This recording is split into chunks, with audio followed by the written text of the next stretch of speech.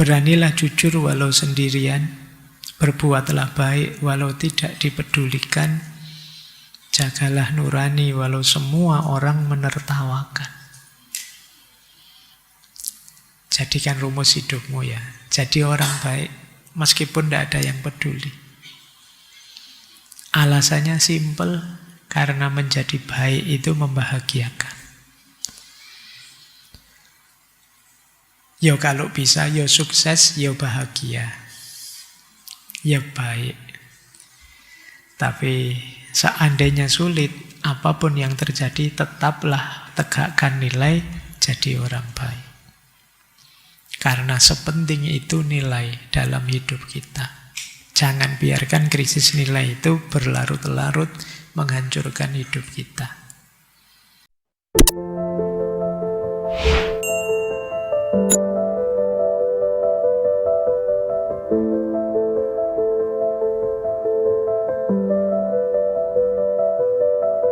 Jadi nanti ketika kamu sadar, sudah kamu hitung, ternyata anugerahnya Allah itu masih banyak. Kenapa aku segalau itu? Ada masalah 1-2. Ayo disyukuri hal-hal kecil. Sekedar bisa dapat kopi gratis di depan, itu kan kalian harus bersyukur. Wong yang datang belakangan tidak kebagian. Alhamdulillah saya masih itu kan harus disyukuri. Kalian dapat tempat duduk enak yang bisa senden.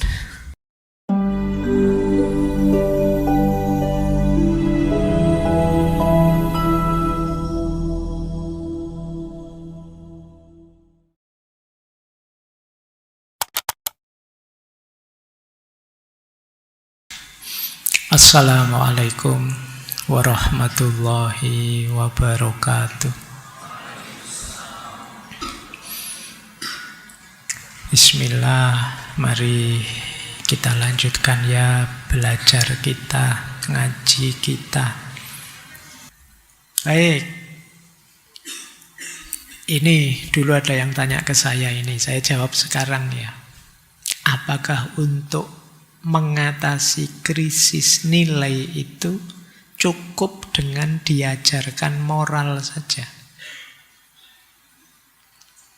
Kemarin ada yang usul, pelajaran pendidikan moral Pancasila dihidupkan lagi, pelajaran akhlak ditambah, mahasiswa itu juga dilatih karakter, akhlak dan lain sebagainya. Apa cukup hanya itu? Jawabannya tentu saja tidak. Pengajaran moral penting, ya memang akhlak harus diajarkan. Tapi masih perlu banyak pendukung untuk sukses melakukan revolusi moral. Mungkin kemarin ada jargon itu, yang bikin jargon revolusi akhlak, revolusi moral. Tapi ini tidak cukup diceramahkan, tidak cukup diajarkan di kelas. Perlu pendukungnya. Yang pertama apa pendukungnya? Harus ada teladan. Masyarakat butuh contoh nyata. Kalau hanya diajarkan, akhlak itu akan berhenti di hafalan. Tunjukkan saja, contohkan saja. Akan lebih masuk. Makanya tadi kan di antara akarnya itu sulit mencari teladan. Yang atas-atas malah mencontohkan yang jelek-jelek. Gimana bawahnya? Penting membangun sistem role model di tengah masyarakat. Ini loh contoh yang harus ditiru. Tokoh ini loh yang harus jadi panutan kita dan lain sebagainya. Penting ada ini. Kemudian yang kedua, sistem. Sebanyak apapun teori kita jejalkan di kepala, moral dan akhlak. Tapi kalau sistem sosial, politik, ekonominya ngaco, sulit orang berakhlak. Semua orang tahu korupsi itu salah. Tapi kalau sistem politiknya, sistem sosialnya mengarahkan ke sana, mau gimana? mau ujian, misalnya ya, mau ujian SIM misalnya. Kamu latihan sampai teler tidak lolos-lolos. Begitu. Nah, ini sistem. Gitu loh. Jadi, kalau sistemnya tidak dibenahi, sebanyak apapun teori kalian masukkan di kepala ya, tidak akan efektif. Wong di lapangan teorinya tidak kepake. Kemudian yang ketiga, budaya. Kalau budaya hidupnya tidak mendukung, bagaimana nilai bisa tegak? Kalau pengalaman dan kebiasaan sehari-hari tidak selaras dengan ajaran di kelas, sulit orang menjalankan nilai-nilai moralnya. Misalnya di tengah masyarakat yang cuek. Masyarakat yang cuek itu anak baik dan anak tidak baik biar saja. Orang tuanya tidak peduli, yang penting ekonomi beres. Oh ini anak jadi males. Ngapain saya capek-capek jadi anak baik, anak soleh, kalau tidak soleh pun ya sama saja perlakuannya. Nah ini budaya namanya. Kemudian yang terakhir spiritual dan makna hidup. Ya spiritualitas harus hidup. Hidup ini harus punya kesadaran spiritual. Arahnya kemana, pada akhirnya menuju apa, harus punya itu. Dan moral atau akhlak itu kendaraannya. Kalau hanya sekedar moral untuk moral, orang tidak terlalu semangat. Tapi jadilah orang baik biar ini loh. Itu loh yang dimaksud makna hidup itu. Biar kita lebih kuat. Biar di akhirat kita selamat. Biar ini namanya makna. Jadi tidak sekedar dipaksa melakukan ini itu tanpa paham buahnya apa, hasilnya apa. Baik, oke ya. Ini yang tentang nilai. Ada satu hadis menarik, sayangnya terjemahannya belum saya tulis. Saya bacakan ya. Ini kekhawatirannya Nabi tentang krisis nilai tadi. Dari Umar bin Auf al-Ansori. Rasulullah bersabda, demi Allah, bukanlah kefakiran yang aku takutkan atasmu. Wallahi mal faqra ahsya alaikum. Walakinni ahsya antub sato alaikumud dunya kama busitot ala mangkana qoblakum. Tetapi aku takut ketika diluaskan dunia, dibukakan dunia atasmu sebagaimana dibukakan atas orang-orang sebelummu. Fatanafasuha kama tanafasuha. Kemudian kalian ambisius berlomba-lomba untuk mengejarnya. Sebagaimana orang-orang terdahulu juga berlomba-lomba mengejarnya. Fatuhlikakum kama ahlakathum. Kemudian kalian hancur sebagaimana mereka dulu juga hancur. Jadi menurut Rasulullah, aku tidak takut kalau kalian fakir, tapi aku lebih takut kalian ada peluang untuk kaya, dibukakan jalan dunia, terus kalian berlomba-lomba meraihnya. Dan itu pengalaman masyarakat terdahulu, kehancuran dimulai dari sana.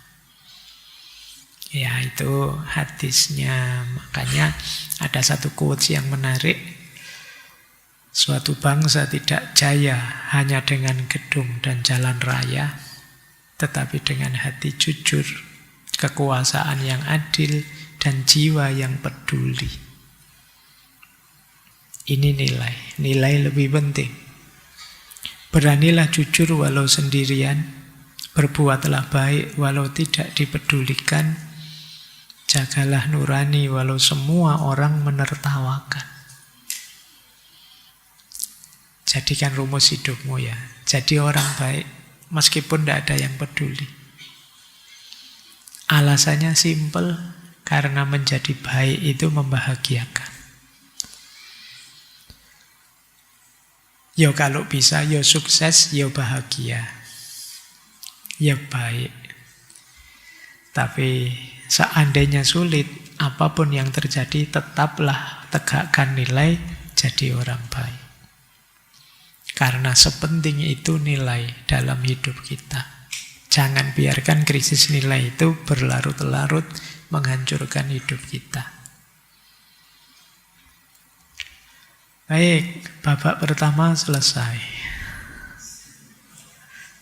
Kita masuk ke babak kedua. Silahkan ambil nafas. Ya, yang minumannya masih ada boleh dihabiskan.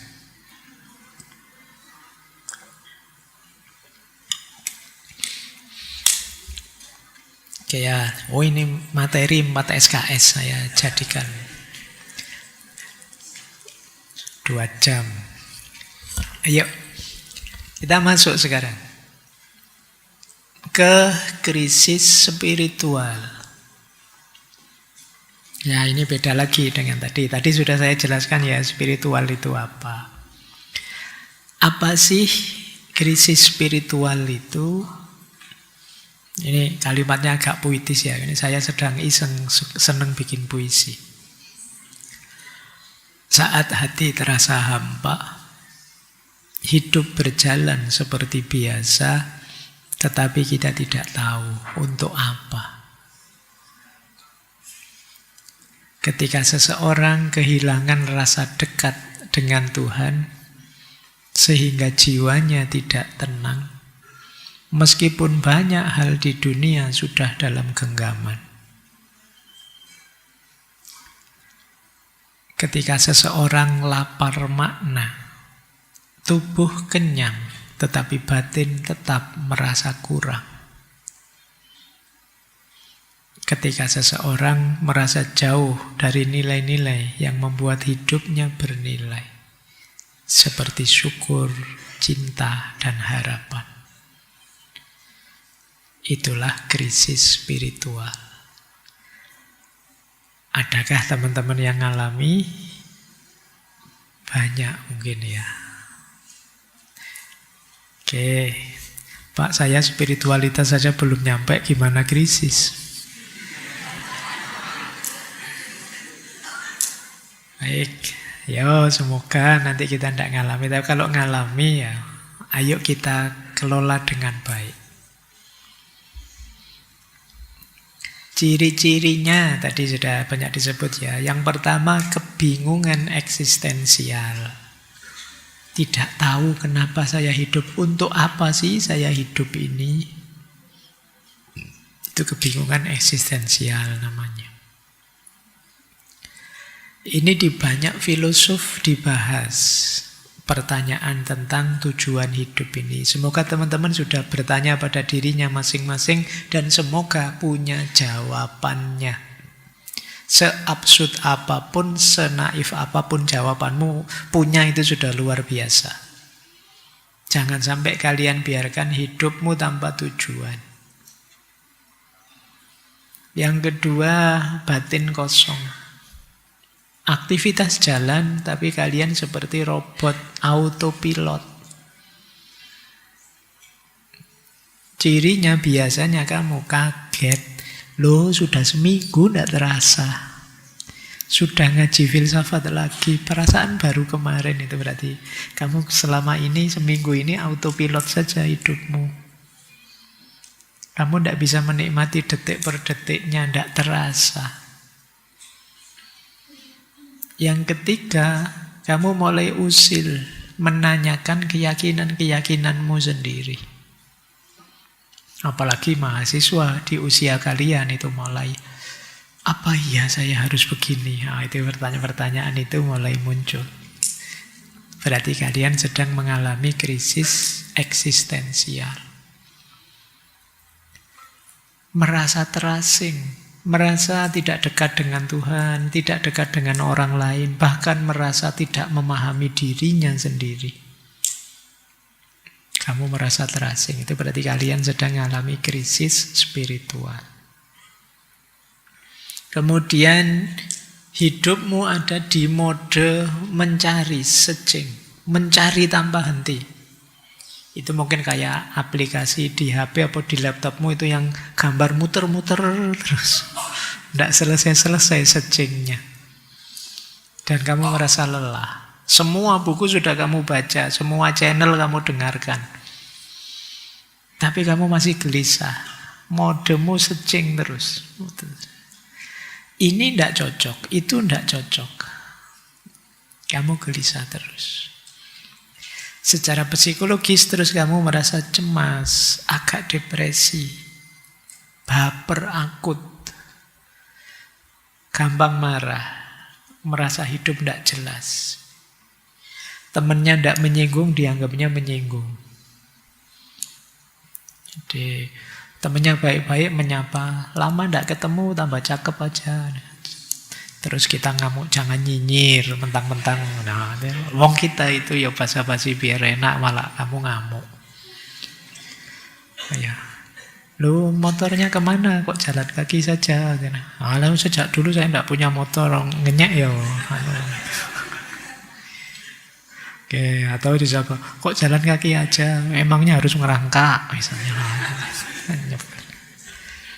Dari mana? Dari belakang. Mau kemana? Mau ke depan. Oke, kamu sedang lelah kalau begitu. Oke ya, krisis.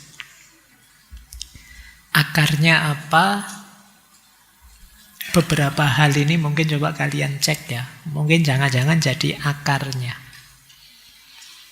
Yang pertama, mungkin kalian terlalu sibuk selama ini.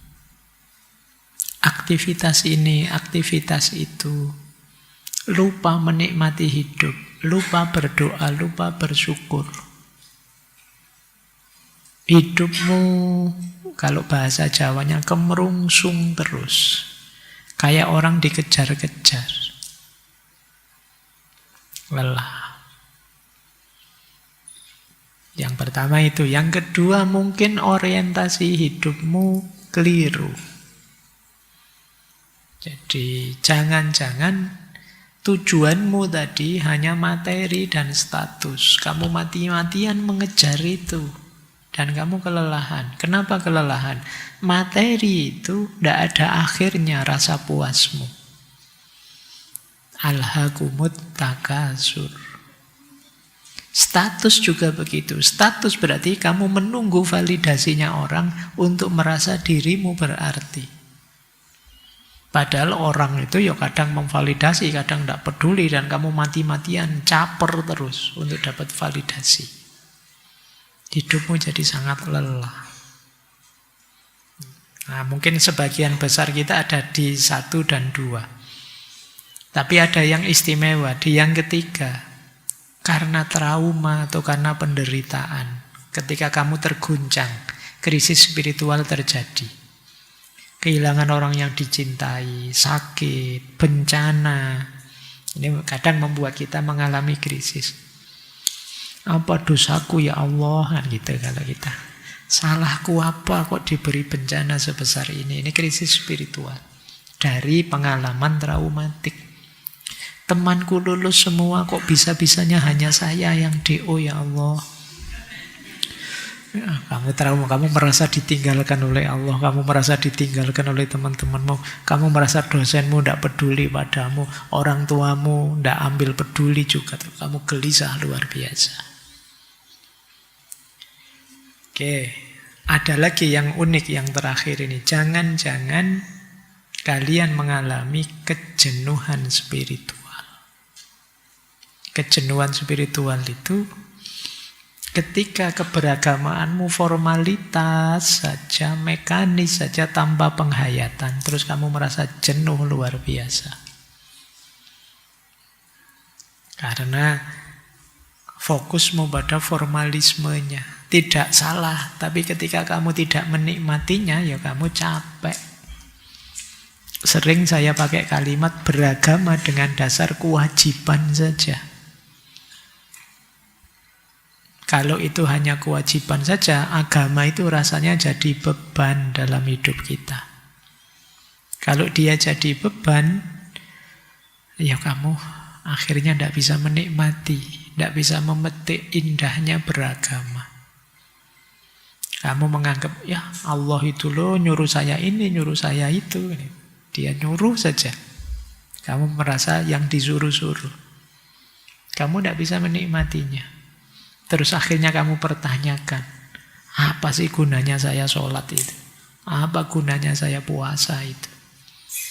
Ini yang disebut krisis spiritual. Ya, saya lanjutkan.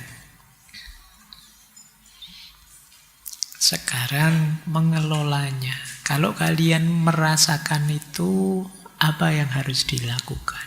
Nah, ini kalau pakai tema bulan lalu, ini bagian dari resiliensi. Cara kita menyelamatkan diri, survive dari kondisi, biar tidak parah kalau itu jatuh ke agak depresi, biar tidak separah itu. Apa saja yang harus kita lakukan saat mengalami krisis? Yang pertama, sadari dan terima. Akui bahwa iya, saya sedang mengalami krisis. Banyak di antara kita yang menerima saja tidak ngaku kalau kita sedang krisis. Mengkritik agama sebegitu banyaknya, terus orang, kamu sedang krisis ini. Oh, kata siapa? Ini saya tidak krisis ini, saya sedang kritis. Pikiran saya sedang itu. Anda, kamu sedang gelisah. Segelisah itu kamu dengan agama. Mungkin selama ini kamu kurang nyaman, kurang bisa menikmatinya. Kamu terlalu berjarak dengan agama. Diterima saja kita sedang krisis, kemudian pastikan bahwa itu bukan kegagalan kok. Bukan kehancuran juga, tapi satu titik balik di mana mungkin dari situ kita akan jadi lebih baik. Ingatkan diri kita begitu ya. Jadi kalau mengalami kegagalan apapun teman-teman, ini adalah titik balikku, titik awalku untuk memperbaiki diri. Iya sih saya hari ini gagal, tapi diawali dari sini saya akan melakukan perbaikan. Itu lebih nyaman daripada kalian menyangkal, denial. Kalau kalian menyangkal, tambah berat nanti untuk hidupmu. Terima dulu, kalau istilahnya Nietzsche, iyakan hidupmu, yasachen, mengiyakan hidup. Yang kedua, kalau memang sangat mengganggu krisis itu, coba kalian mundur sebentar deh. Kalau sedang sibuk macam-macam, istirahat dulu. Kalau sedang kemerungsung oleh proyek apa, target apa, tujuan apa, direm dulu sebentar. Bagi saya penting, luangkan waktu untuk hening sebentar. Boleh diisi dengan berdoa, dengan tafakur, dengan uzlah, menjauhkan diri sebentar biar tenang. Fase ini penting. Sama kayak kalian kalau mungkin yang mahasiswa ya ujian, misalnya ujian proposal atau ujian skripsi, itu biasanya setelah ujian itu panas-panasnya kamu ingin segera memperbaiki masukannya. Tapi kalau saya akan lebih baik, coba deh kamu istirahat dulu, sisihkan dulu saja proposalmu. Ambil nafas dulu, istirahat dulu biar agak cooling down, tenang. Besok atau besok lusa baru kamu buka lagi proposal itu, perbaikannya apa. Itu bagi saya lebih menenangkan. Daripada selesai seminar proposal kamu langsung ke perpustakaan nyari buku ini kayak orang kalap itu. Malah tidak selesai kamu, malah stres. Jadi mundur dulu sebentar. Kalian ada masalah apapun, mundur dulu sebentar. Kan itu petunjuknya Nabi kan begitu. Kalau sedang marah dalam keadaan berdiri, duduklah. Kalau sedang duduk, berbaringlah. Maksudnya apa? Menarik diri sebentar, direm sebentar. Jangan seambisius itu. Cari momen untuk hening. Terus, kalau sudah tenang, kalau di agama itu ada konsep uzlah, menjauh. Ada yang pakai istilah asketis. Boleh kok, sebentar saja kalau kalian, Pak, apa bisa Pak saya kayak para wali? Tidak usah keduren kalau seperti para wali. Anda sebentar saja biar tenang. Bila perlu matikan HP deh. Main medsosnya nanti saja. Mungkin jalan-jalanlah keluar, lihat sawah, lihat binatang, main dengan kucingmu apa siapa gitu. Tenangkan dirimu sebentar. Kalau saya penting itu, menjaga kestabilan jiwa. Kalau sudah, baru terus fokus. Pilih ya, dalam hidup saya itu yang penting ini loh, yang penting ini, yang penting ini. Berarti saya harus fokus ini. Saya harus melatih ini. Saya harus memulai melakukan ini. Nah itu kita mulai. Jadi fokus ke nilai-nilai. Kasih sayang, kejujuran, persaudaraan. Sudahlah saya studi mungkin tidak sesukses teman-teman. Tapi yang penting persaudaraanku dengan siapa saja masih baik. Fokus ke nilai-nilai. Iya sih, bagian ini hidupku memprihatinkan, tapi sebenarnya masih banyak yang bisa disyukuri. Nah ini ya, kembali ke nilai-nilai dasar. Kemudian untuk menenangkan kita lagi, boleh kalian membuat catatan. Itu ya, catatlah hal apa saja yang bisa kalian syukuri dalam hidupmu. Iya sih, sekarang saya baru ada masalah, tapi pertama saya masih sehat, alhamdulillah. Teman-teman masih banyak yang support, alhamdulillah. Itulah. Ibu kos memaafkan saja kalau membayar kosnya telat, alhamdulillah. Itu nikmatmu itu banyak. Jadi nanti ketika kamu sadar, sudah kamu hitung, ternyata anugerahnya Allah itu masih banyak. Kenapa aku segalau itu? Ada masalah 1, 2. Ayo disyukuri hal-hal kecil. Sekedar bisa dapat kopi gratis di depan, itu kan kalian harus bersyukur. Wong yang datang belakangan tidak kebagian. Alhamdulillah saya masih itu kan harus disyukuri. Kalian dapat tempat duduk enak yang bisa senden, itu ya harus disyukuri. Temanmu yang nggak dapat sendenan sejak tadi ngulet-ngulet, kasihan. Loh, jadi ada sangat banyak hal bisa disyukuri. Kenapa kita segalau itu? Kalau ada masalah sedikit-sedikit, wajar saja. Masalah akan membuat kita dewasa. Kemudian ada lagi yang mungkin bisa menenangkan kita. Kayak apa? Berbuat baik. Dengan cara apa? Berbagi kebaikan ke orang lain. Iya sih, mungkin secara spiritual saya harus memperbaiki diri. Tapi saya masih bisa kok membantu tetangga yang perlu makan dan kesulitan untuk memberi makan anak-anaknya, meskipun sekedar 10.000, 20.000 misalnya. Ini membangun makna diri, membuat kita tenang. Ternyata saya juga tidak semenyedihkan itu. Buktinya saya bisa bantu orang masih bisa. Meskipun tidak pakai uang, pakai tenaga bisa. Tenaga tidak bisa, pakai senyum saja kan masih bisa. Tetangga saya yang sedang sedih, saya senyumi, dia balik senyum. Wah, kan lumayan.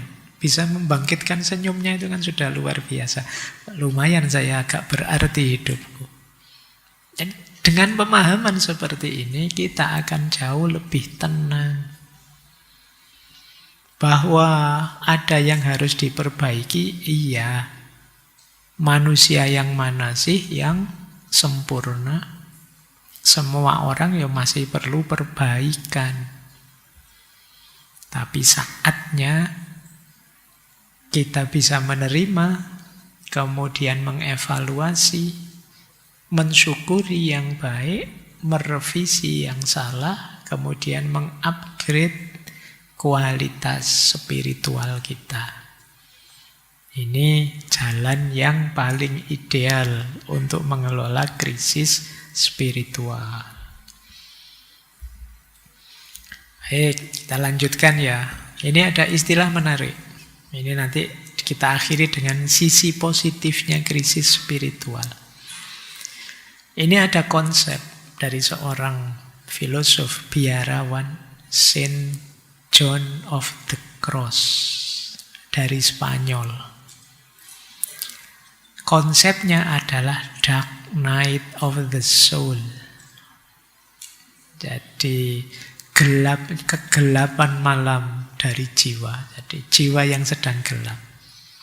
Ini konsepnya menarik. Ini konsepnya begini konsepnya. Ketika ada orang yang biasanya dekat dengan Tuhan, dia rajin berdoa, ibadah pun terasa indah, hatinya tenang. Ahli ibadah ini. Tiba-tiba suatu hari semua rasa itu hilang. Doanya jadi kering, tidak ada rasa apa-apa, hatinya jadi kosong, seperti gelap. Tuhan terasa jauh sekali, tidak lagi mendengarkan dia. Semua orang yang dulu menyemangati dia secara rohani, sekarang rasanya ceramah-ceramah tidak ada kesannya lagi di telinganya. Terus orang ini bingung, kenapa aku kok begini? Kenapa Tuhan meninggalkanku? Padahal aku berusaha mendekat. Ya kan kita gelisah. Jadi semula ahli ibadah yang bisa menikmati ibadahnya, jiwanya tenang, tapi tiba-tiba jadi drop sama sekali. Semua rasa hilang, merasa dijauhi oleh Tuhan, batinnya rasanya gelap. Ini dark night of the soul. Oke ya. Ya saya tahu kalian belum nyampe ke sini. Karena memulai ibadahnya saja masih mati-matian kalian ya. Tapi siapa tahu ada yang sudah serius. Dulu Pak saya menikmati ibadah, sekarang kok hilang rasa ya. Nah, di konsep dark night of the soul itu tenang saja. Yang sedang kalian rasakan itu bukan hukuman dari Tuhan. Itu adalah proses justru menuju perbaikan. Prosesnya di mana? Agar kita bisa lepas dari ketergantungan rasa enak atau tidak enak dalam beribadah. Selama ini kan Pak, saya tenang Pak kalau ibadah itu, batin saya tentram. Ini kan kalian menggantungkan ibadahmu karena rasa tenang dan rasa nyamannya ibadah, bukan karena Tuhan. Masih berpamrih ibadahmu. Nah, kegalauan tadi satu proses untuk menuju kemurnian dalam beribadah. Jadi kalian tidak mencari Tuhan hanya demi kenyamanan. Nah ini, jadi diri kita dibersihkan dari ego. Hanya ingin enak, hanya ingin nyaman. Karena banyak di antara kita yang ibadahnya masih berpamrih. Kalau pamrihnya sudah dapat, biasanya terus ibadahnya agak males. Kalau mau ujian, kalian kan yo sholat tahajud, yo puasa Senin Kemis, yo baca wirid ini, wirid itu kan gitu. Begitu ujian nilainya keluar, ya sudah. Selesai. Nah, ini kan ada pamrihnya. Loh, ada orang yang pamrihnya itu ketenangan batin, kepuasan jiwa, pamrihnya di situ. Tapi ini pun juga sejenis pamrih. Karena itu terus oleh Allah diberi satu proses, kita tiba-tiba hilang rasa tadi. Biar kita bersih dari ego kita sendiri. Meskipun pahit, tapi proses ini membuat kita dewasa secara rohani. Kita jadi lebih rendah hati, kita lebih tulus, lebih ikhlas. Di situ diilustrasikan begini loh. Seperti anak kecil yang kalau belajar, pokoknya setiap kali kamu belajar tak kasih permen ya. Dan terus dia rajin belajar. Suatu hari permennya diambil, dia tidak dapat permen lagi. Anak ini kan terus gelisah. Wah, tidak dapat permen lagi. Seolah-olah yang tidak ngasih permen lagi itu kejam. Padahal tidak. Ketika pemberian permen itu dihentikan, sebenarnya sedang melatih anak ini untuk tetap serius belajar, meskipun tidak dapat imbalan. Karena belajar itu penting untuk dia.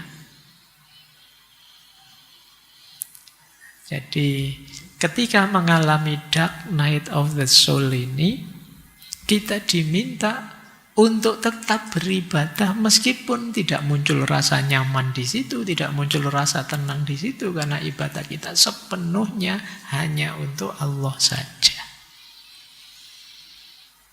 Nah, ini kalau di Islam mungkin nyambungnya ke konsep ikhlas. Oke ya, setiap ahli ibadah mengalami proses pembaliannya sendiri. Proses konversinya sendiri. Itulah nanti yang disebut dark night of the soul. Tak kasih contoh ya. 3 orang tokoh yang mengalami dark night of the soul. Yang pertama, teman-teman hafal ya, Imam Ghazali. Beliau profesor terkenal. Ada yang bilang beliau wakil rektor di Universitas Nizamiyah Baghdad. Profesor loh ya, tunjangannya berapa itu zaman itu. Sudah profesor. Tiba-tiba mengalami krisis spiritual yang luar biasa. Dia mulai ragu-ragu dengan ilmunya. Dia merasa semua ilmunya tidak memberi ketenangan, tidak memberi kemantapan dalam hidup. Wah, ini fase dark night of the soul. Dan di Imam Ghazali proses ini panjang. Beliau akhirnya mengembara 10 tahun. Dari Damaskus, Yerusalem sampai mampir Mekah. Dan pada akhirnya menemukan ketenangan lewat tasawuf. Lahirlah kitab Ihya Ulumuddin. Jadi dark night of the soul-nya, krisis spiritualnya membawa beliau dari seorang ilmuwan rasional dengan karya-karya yang luar biasa menjadi seorang sufi yang rendah hati. Imam Ghazali. Maulana Jalaluddin Rumi. Beliau juga ilmuwan, ulama besar, ahli berbagai bidang keilmuan Islam. Tiba-tiba begitu jatuh cintanya dengan gurunya, Syekh Syamsuddin At-Tabrizi, Syekh Syamsud Tabriz. Tapi kemudian ditinggal oleh gurunya. Ada yang bilang gurunya terbunuh. Betapa galaunya perasaan-perasaannya Jalaluddin Rumi. Tapi krisis spiritual itu menjadi bahan bakar, menjadi pendorong untuk kreativitas rohani yang luar biasa. Dari situ lahir ribuan bait syair yang penuh makna. Diwanu Syamsud Tabriz, Masnawi, dan lain sebagainya. Nah, ini kan dark night of the soul melahirkan karya. Leo Tolstoy. Dia penulis sukses, terkenal lewat bukunya War and Peace. Tiba-tiba mengalami kegelisahan yang luar biasa. Dia merasa hidupnya tidak bermakna lagi, sampai mau bunuh diri. Tapi kemudian beliau belakangan sadar tentang makna hidup melalui gaya orang desa yang sederhana, imannya orang desa yang sederhana, dengan moral, cinta kasih, kebersamaan, dan lain sebagainya. Nanti proses ini melahirkan karya terkenal beliau yang judulnya Confession. Ini ya gambaran teman-teman, momen-momen dark night of the soul. Krisis spiritual yang membawa pada peningkatan dan kebangkitan. Jadi kalian yang mengalami itu tidak harus segalau itu sih. Dia bisa jadi kekuatan titik balik kita. Menjadi momen, kalau bahasa Jawanya, momen kita meletik. Momen kita mengalami pencerahan di situ. Kalau diurutkan prosesnya nanti seperti ini ya. Kalian yang sedang mengalami krisis spiritual, perhatikan rute ini. Yang pertama, ketenangan semu atau prakrisis. Di fase ini, hidup kita tampak normal biasa. Yo, kita rutinitas sehari-hari jalan. Kadang-kadang muncul rasa hampa sedikit, mempertanyakan sedikit, tapi terus tertutupi oleh kesibukan kita sehari-hari sehingga tenggelam lagi. Ini fase prakrisis. Sebenarnya sudah mulai krisis tapi belum tampak. Istilahnya ketenangan semu. Hidup kita masih rutin saja. Tadi ya mekanis kayak robot tadi, jalan saja. Biasanya kemudian terjadi namanya pemicu kritis, guncangan yang tadi tidak kelihatan mulai muncul di sini. Jadi peristiwa besar yang mengagetkan kita. Mungkin kehilangan orang tercinta, mungkin kegagalan, mungkin penyakit, mungkin kecewa pada orang beragama tertentu yang dulu kita kagumi ternyata sebaliknya. Mungkin tiba-tiba muncul pertanyaan eksistensial yang menggelisahkan. Kenapa aku hidup dan lain sebagainya. Ini berarti ada momen yang membangkitkan krisis. Mulai kita galau. Kalau sudah begitu terjadi disorientasi dan kekosongan. Kita merasa hampa, ragu, terasing, bahkan depresi. Agama, ajaran-ajaran yang selama ini kita ikuti, rasanya kok hambar ya. Bahkan muncul keraguan-raguan ekstrim dalam diri kita. Oke. Ini banyak orang yang berakhir di sini, berarti selesai di depresi. Padahal, yuk dilanjutkan perjalanannya, jangan menyerah di situ. Lakukan pencarian yang intensif. Nah, fase selanjutnya biasanya orang yang sedang gelisah terus mencari jawaban kemana-mana. Baca banyak buku, rajin ikut ngaji filsafat, kemudian ya. Nah, ya kan kadang-kadang kan begitu, kamu nyari kemana saja pokoknya, cari konten-konten yang relate sama dirimu dan lain sebagainya. Berguru ke tokoh spiritual, nyoba-nyoba ritual meditasi kayak gimana ya, yoga kayak gimana ya. Kadang-kadang kamu nyoba-nyoba begitu, melakukan aktivitas passing over dan lain sebagainya. Tiba-tiba kamu suka membaca Buddhisme, tiba-tiba kamu suka pencarian. Jadi itu model pencarian searching terus itu loh itu. Tapi juga jangan berhenti di sini. Kalau kamu berhenti di situ, capek kamu. Lanjutkan dengan pada akhirnya ada salah satu ketercerahan. Entah lewat mana, mungkin lewat tokoh, mungkin lewat buku, mungkin lewat perenungan kita sendiri. Kita menemukan kebenaran yang baru. Kita menemukan titik cahaya yang baru. Kalau bahasa kita mungkin kita dapat hidayah pada akhirnya. Ditunjukkan oleh Allah jawabannya.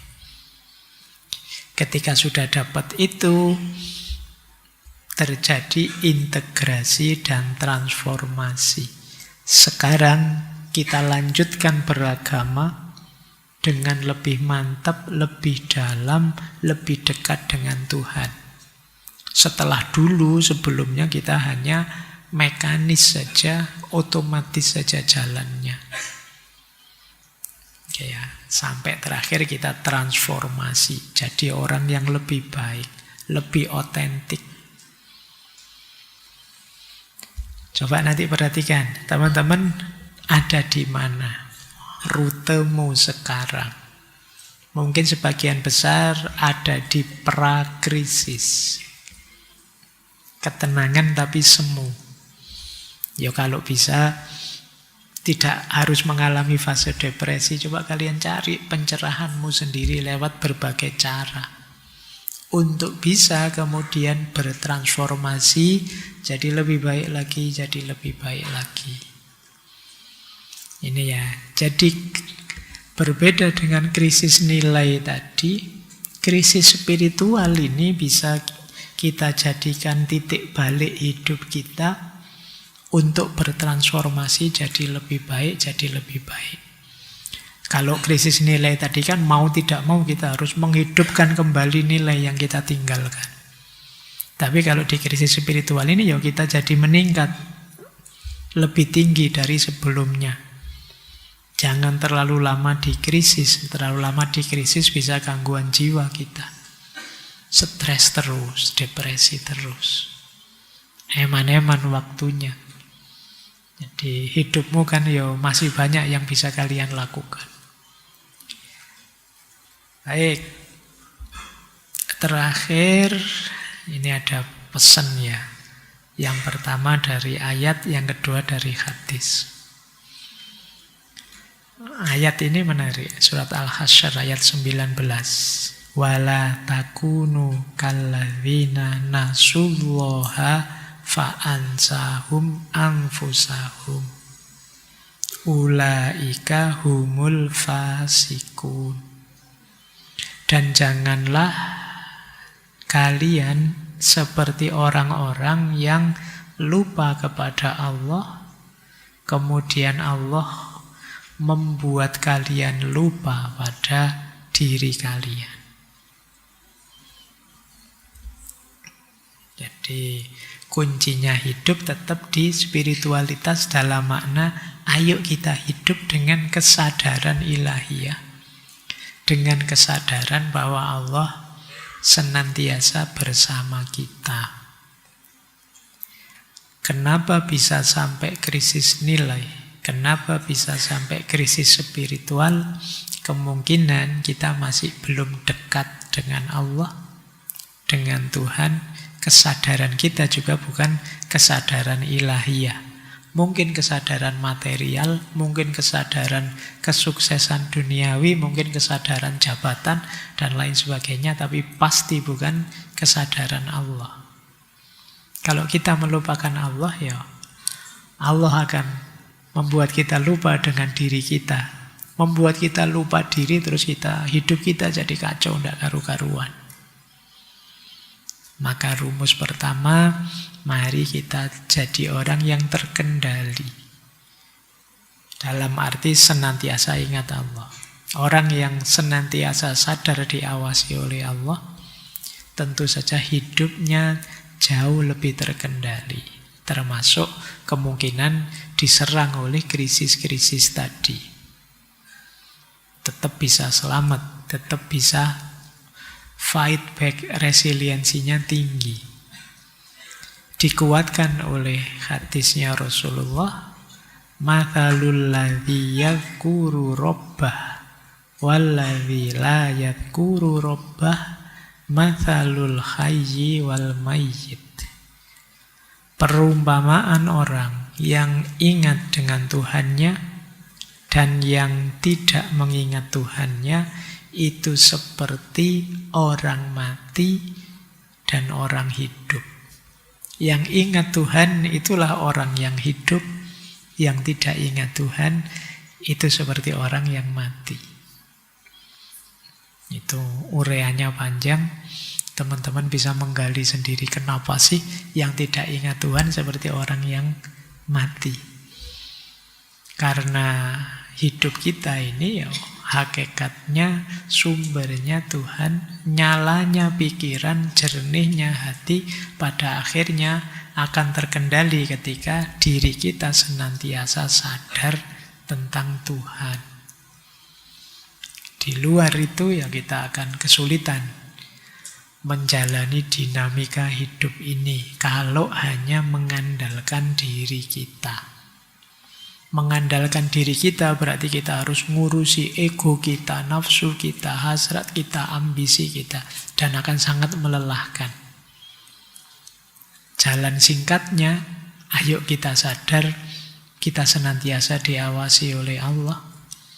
Kita senantiasa akan dibantu oleh Allah, akan didukung oleh Allah.